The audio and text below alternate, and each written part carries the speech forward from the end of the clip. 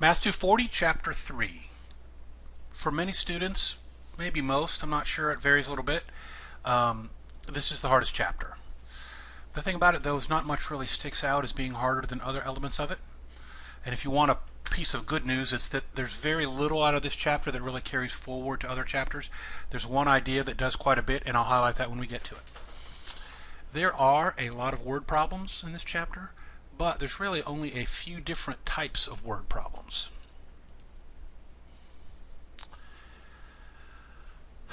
So let's talk about what kinds of questions there are. Well, first, there are various questions kind of oriented to definitions and meanings to see if you understand the meanings of the terms used in the chapter or the sections. In Chapter 3, Section 1, there are counting questions where you have to count the number of ways something might happen. And then there's some probability questions that you have to figure out using the counting. In Section 3.2, there's what they call the multiplication rule. And what that is, if two events happen at the same time or one right after the other so that they both got to happen, what you do, the probability of both happening and the probability of one happening right after the other is the probability of the first one happening times the probability of the second one happening. That's why they call it the multiplication rule. There's something about using the multiplication rule with conditional probability. You'll have to read about that one. And then there's the 3.3 is the addition rule. That's when the probability of one thing happening or another. In other words, like in 3.2 is when they both had to happen. 3.3 is either this happens or that happens. What you do is you add the probabilities together, and there's adjustments you got to make. There's a formula for it. All right, so when you're working the homework, as you work your way through, especially as you're getting ready for the Chapter 3 quiz and later you think about the test, you want to be able to identify fairly readily which type of question it is, all right? So there's not that many of them. If you kind of keep that in mind, you should want to identify them, identify the type, and then choose the correct formula after that. All right, as you're working problems in all of these sections, sometimes they will give you probabilities. Sometimes they'll just give you counts. When they give you the counts, you can use them to make probabilities. The way to do these counts questions first, the way to do any of these questions, as I just said, is to figure out what type of question it is and then apply that rule or rules. All right, a few highlights for the chapter. First, the book in 3.1, the first section, the book makes a big deal about classical versus empirical versus subjective probability. The difference between these three different types of probability is just where the numbers you get come from. How you do the questions is the same, you understand? It doesn't really matter where the counts come from. All right.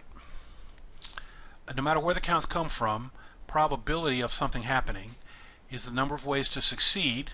In other words, the number of different ways to get what you're asking about, divided by the total number of possibilities. Okay, let's do a question. Here's an example. Consider a company that selects employees for random drug tests. The company uses a computer to randomly select employee numbers from the range from 1 to 6,138. All right, so the idea is here they've got 6,138 employees numbered from 1 to 6,138. Find the probability of selecting a number less than 1,000. All right, so the probability is going to be the number of ways to succeed.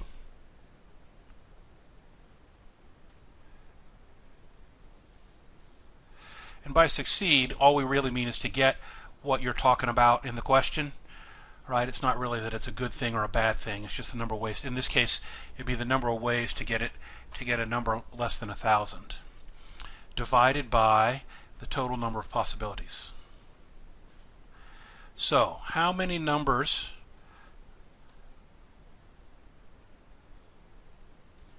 if you're going to draw a number at random from 1 to 6,138, how many of the numbers are less than 1,000?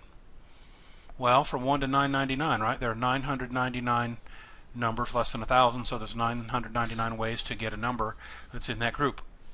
And what's the total number of possibilities? Well, there were 6,138 numbers to choose from.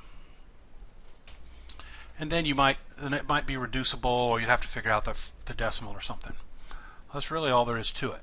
Okay, and it doesn't matter, right? It really doesn't matter if the numbers themselves come from a classical reasoning or from empirical or they're subjective. No matter where the numbers come from, it's the same process. All right. Next, let's talk about a complement here. This is the most important idea in this chapter because it's the only thing from this chapter that you're really going to use in frequent chapters. Actually, you'll use it relatively frequently. A complement of something is sort of its opposite.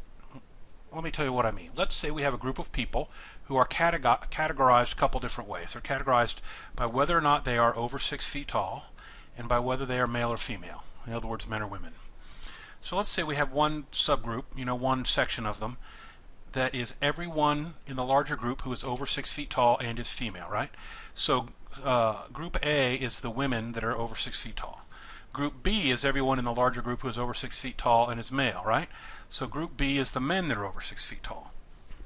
Now let's get to the formal definition. The complement of an event is the group of all the possibilities that are not part of that event, all right? This is by not, so that's what I mean by sort of the opposite. In this case, the complement of A, now remember A is women who are over 6 feet tall. The complement of A is everyone who is not in A. That means all of the men, right, as well as any of the women who are less than 6 feet tall. Okay?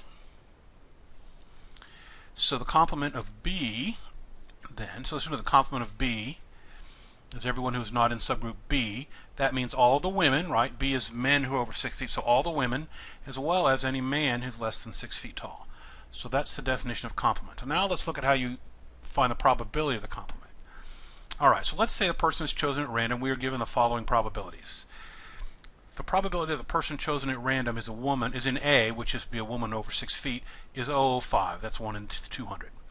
The probability that a person chosen at random is in group B, that would be a man who's who's over 6 feet tall, is 1.55.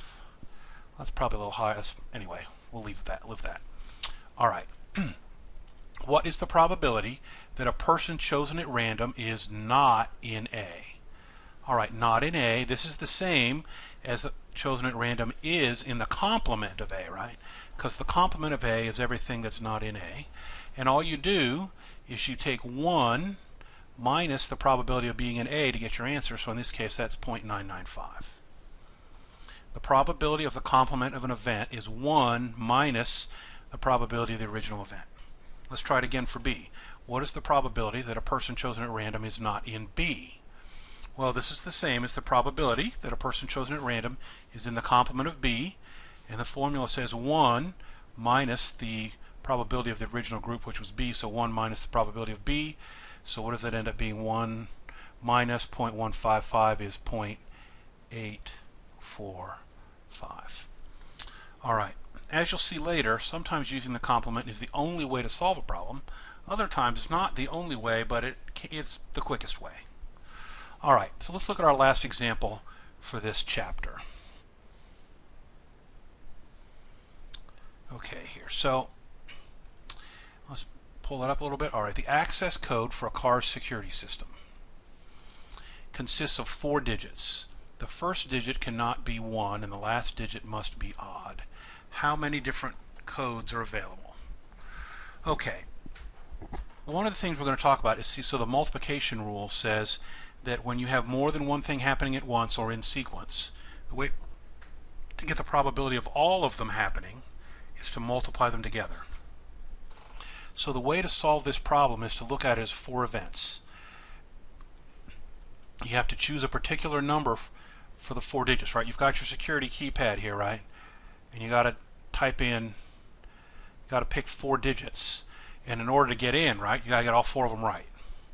So what's the probability we get the first digit right? Well, the first thing to think about here is how many digits are there? Just in general. Well, digits go from 0 to 9, right? 0, 1, 2, 3, 4, right up to 9. So that is, there's 10 of them. Okay?